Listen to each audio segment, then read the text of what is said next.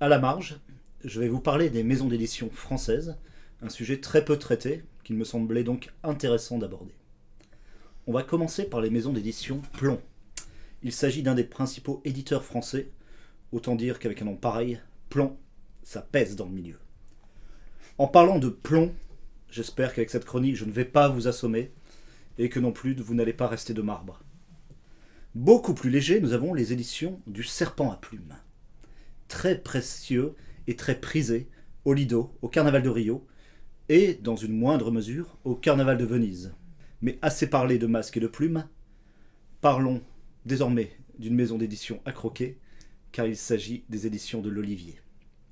Elles sont parfaites pour l'apéro. Cet éditeur est beaucoup trop récent pour avoir pris Corneille. Je vous rassure, pas le chanteur qui vient de loin. Et encore moins pour avoir pris Racine.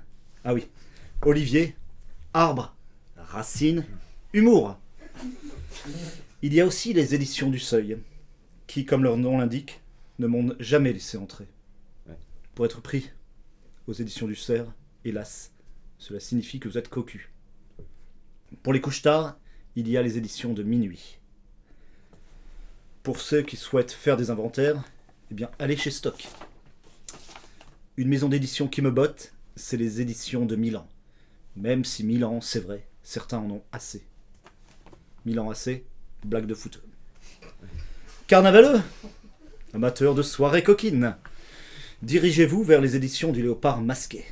Ils ont pour projet de mettre en BD la vie et l'œuvre de la compagnie créole. Et ça, c'est bon pour le moral. Mais ils ont refusé les mémoires de DSK. Humour, ou tentative d'humour, mis à part, la maison d'édition la plus belle reste pour moi les liens qui libèrent. Et non, petit coquin, je vous vois arriver comme le masque au milieu de la figure. Ce ne sont pas les éditeurs du Marquis de Sade. Il s'agit d'une édition très sérieuse de sciences sociales.